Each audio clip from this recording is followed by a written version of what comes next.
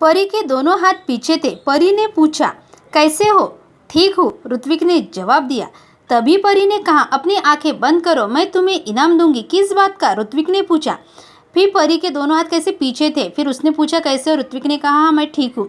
तभी परी ने क्या कहा, आप अपनी दोनों आंखें बंद करो, मैं तुम्हें इनाम दूंगी। तो किस बात का? ऋत्विक ने पूछा। मतलब इनाम किस बात का देंगे, ये किसने पूछा?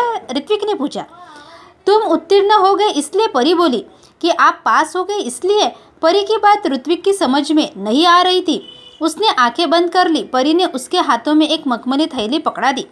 तो परी की जो बात है वो ऋत्विक की समझ में नहीं आ रही थी। फिर उसने आंखें बंद कर ली और परी ने उनके हाथों में एक मखमली थैली दे दी। ऋत्विक ने देखा तो हैरान रह गया। ये तो वही पोटली थी जो उसने राहगीर को दी थी। फिर वो उसने देखा तो वो हैरान हो गया, क्योंकि उसने सोचा, अरे ये तो वही पोटली है जो मैंने राहगीर को दी थी। परी ने कहा, कल मैंने ही तुम्हारी ईमानदारी की परीक्षा ली थी। मेरी ईमानदारी की परीक्षा? वह राहगीर भी मैं ही थी, इसलिए मैं तुम्हें ये इनाम दे रही हूँ।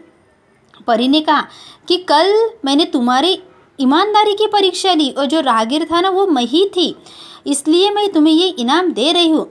परी ने ऋत्विक को समझाया, ईमानदार व्यक्ति के जीवन में किसी वस्तु की कमी नहीं होती। जाओ, अब तुम्हें मनचाही वस्तु मिलेंगी। फिर ये जो परी थी, परी ने ऋत्विक को समझाया कि जो ईमानदार व्यक्ति रहता है उसके जीवन में किसी भी चीज़ की कमी नहीं होती। तुम अभी यहाँ से जाओ, तुम्हें जो चाहिए वो तुम्हें मिल जाएगा।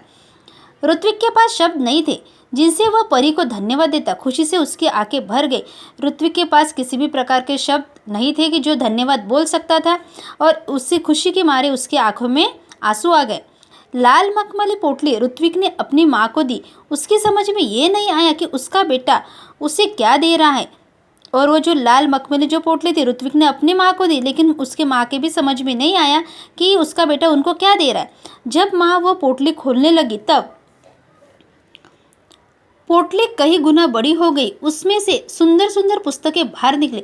और जब माँ वो पोटली खोल रही थी तो वो पोटली कई गुना बड़ी हो गई और उसमें से सुंदर सुंदर किताबें बाहर निकल आई।